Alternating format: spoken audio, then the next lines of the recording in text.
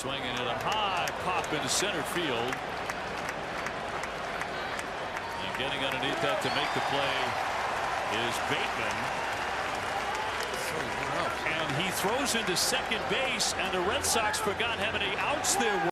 The situation is R1, R3, and then the batter, it's a deep fly ball to center field that is caught without either runner tagging legally. And we don't have a force play. So this is textbook time play. If you look above the center fielder, you can see when he throws the baseball against the batter's eye, well after the run has scored. In the MLB OBR, we're going to go to Rule 5, playing the game. Specific Rule 5.09, making an out. Section C, appeal plays. And we're going to look at number 1 for this situation. Any runner shall be called out on appeal when, after a fly ball is caught, he fails to retouch his original base before he or his original base is tagged. As we dig deeper in Rule 509C, here's how the defense needs to execute the proper appeals in order for a run to not score in this situation. Any appeal under this rule must be made before the next pitch or any play or attempted play. If the violation occurs during a play which ends a half inning, the appeal must be made before the defensive team leaves the field. The notes continue to outline in detail what a successful appeal is or isn't. It is not to be interpreted as a play or attempted play. Successive appeals may not be made on a runner at the same base. If the defensive team on its first appeal errs, a request for a second appeal on the same runner at the same base shall not be allowed by the umpire. If the pitcher threw to first base to appeal and threw the ball into the stands, no second appeal would be allowed. Last section of the notes continues. Appeal plays may require an umpire to recognize an apparent fourth out.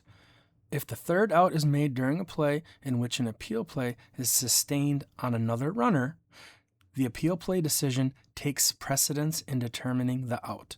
If there is more than one appeal during a play that ends a half inning, the defense may elect to take the out that gives it the advantage.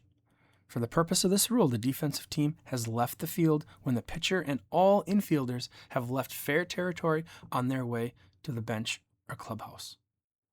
So in this instance, the defense should have appealed the runner leaving third too early, R3. Keep in mind, a runner is assumed to touch the base as he crosses it, unless the defense properly executes an appeal. It's also a good rule of thumb when you're on the field, whether you're a player or an umpire, to not rely on the scoreboard for the correct number of outs. Toronto's scoreboard read 2 outs when there was only 1 out recorded in the half inning.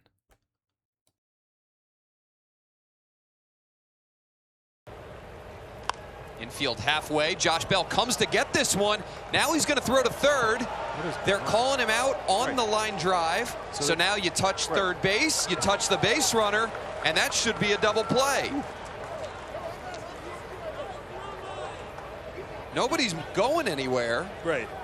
And here comes Derek Shelton to argue with first base umpire Mark Wegner. It sure appeared to me that Mark Wegner put his hands up in the air to indicate the ball was caught. And now the Nats are running off the field. No, he caught it. That's a catch. That's a catch. We got ourselves 2 feet in. Josh Bell comes to get it, and then Sawinski didn't even hesitate. He booked it for home. And Adrianza, and now they're saying the run scored? No, because here's the So right here, this is the pivotal part in this play where there is an apparent fourth out not handled properly again. We go to Rule 5.09C, but now we're going to delve into the comments section. We're going to use the second section of the comments where it says an appeal should be clearly intended as an appeal, either by a verbal request by the player or an act that unmistakably indicates an appeal to the umpire. A player inadvertently stepping on the base with a ball in his hand would not constitute an appeal. The third base umpire here understands that the fielder is appealing R2 leaving early with the tag, not R2 and R3 leaving early. Even though his foot is on the bag, he needs to communicate who or which runner he's appealing left early.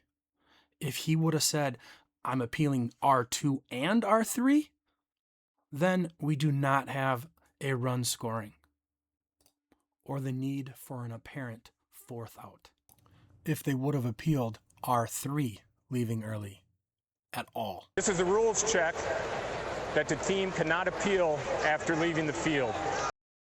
And the Dodgers now have second and third with one out. Infield now halfway on the left side, and Wolf waiting on a 2-2 count. Herron looks back, ready, delivers, breaking ball, line drive to Herron, and goes to second for a double play. Here's another example of 5.09 and some nostalgic commentary. Wolf line to Herron, easy throw to double up Pierre, and it's 1-0 Arizona. Meanwhile, Bob Melvin continues the discussion. James Loney is over there talking to two umpires at first, and the game has just come to a virtual standstill. Now let's figure it out. There were runners at second and third, one out. Randy Wolf hit a line drive at Herron. Herron caught the line drive, turned and threw back to Felipe Lopez to double up Juan Pierre. And we looked and we saw where Ethier was, and we thought, boy, that could have been a triple play.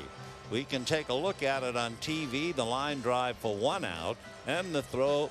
Well, now we see Felipe Lopez missed second base completely and then went over and tagged Pierre.